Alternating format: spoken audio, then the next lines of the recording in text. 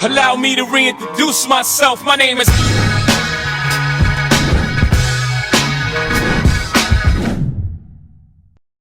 Good evening, everyone. I am your host, Sebastian Moreno, and welcome to today's episode. We will be covering one of the most tragic events in modern history known as the Jonestown Massacre. It was on November 18, 1978, when the world was shocked by the harrowing events that unfolded in the remote settlement of Jonestown, Guyana, led by charismatic preacher Jim Jones. Jim Jones, a charismatic leader who had gained a large following, promised his followers a utopian society free from the ills of the world. However, behind the facade of hope and togetherness, darkness lurked. Located deep in the Guyanese jungle, Jonestown has home to hundreds of devoted followers who had joined the cult seeking sense of belonging and purpose. But what they experienced was far from what they had anticipated. Over time, reports of abuse, mind control, and conceived practices within the cult began to emerge. Concerned relatives and defectors started raising alarm about the true nature of Jonestown. Ultimately, it was the investigative efforts of concerned relatives and Congressman Leo Ryan that led to the fateful events of November 18th.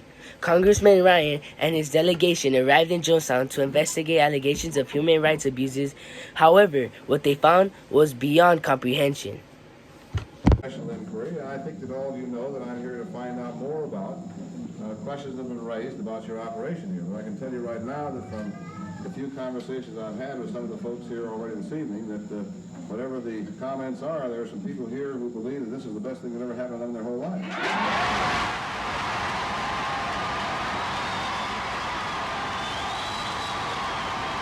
As Congressman Ryan and his team prepared to leave, a group of Jonestown residents who had secretly desired to leave the cult decided to join them. Tragically, this act of defiance sparked an unimaginable chain of events.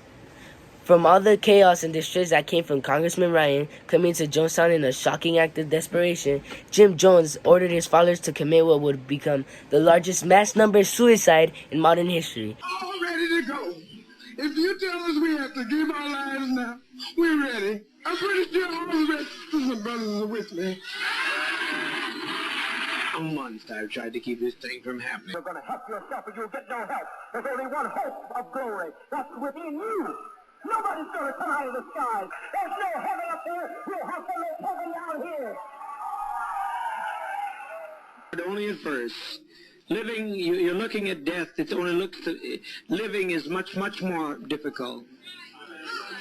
Raising up every morning and not knowing what's going to be the night's bringing. It's much more difficult. It's much more difficult. Please, for God's sake, let's get on with it. We've lived as no other people have lived and loved. We've had as much of this world as you're going to get. Let's just be done with it. Let's be done with it. More than 900 men and women and children lost their lives that day, drinking a poison fruit-flavored punch known as Flavor Aid. And you know what they say, don't drink the Kool-Aid. That's exactly what happened that day. Everybody drank the Kool-Aid and they all died. The images from the tragic day still haunt our collective memory. The rows of lifeless bodies, the heart-wrenching cries of survivors, and the unanswered questions that remain.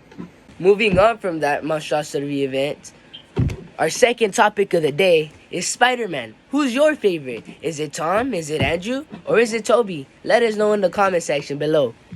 My personal favorite's Andrew, but many people tend to argue about it. I mean, just look at the options. Tom looks young, charismatic, but many people seem to say that he looks like a child and can't live up to expectations. But other people argue that Toby's the best Spider-Man. Why? Maybe because he's the original, but other people say he has the best suit, and overall he's the best Spidey. I personally don't see the hype, as we all know Andrew's the best. Other people would also argue that the Spider-Man film Spider-Man Lotus is the best, but I'm not going to swing myself into that controversy as he was involved in a scandal for saying the N-word. But moving on from that, I personally think Andrew's the best Spider-Man. Andrew is just simply the best. He looks young, charismatic, cool, awkward, the perfect cast for Spider-Man. So sad we never got to see the third one though.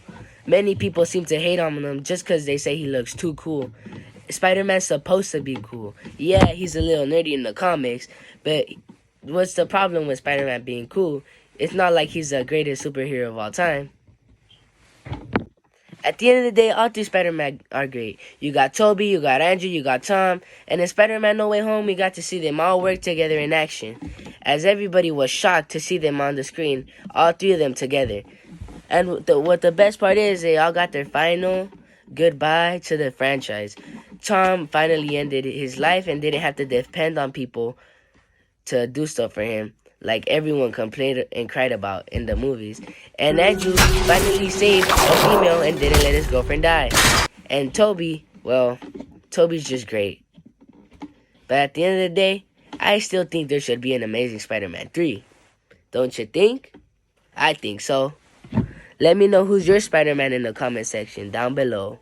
The last part of the show, we want to take a moment to get away from all that monstrosity that we talked about earlier and just have a little bit of joy in your life. So we're going to show you a video of a mom trying to get their baby scrunched and the dog did an unexpected thing on camera. Here's the video.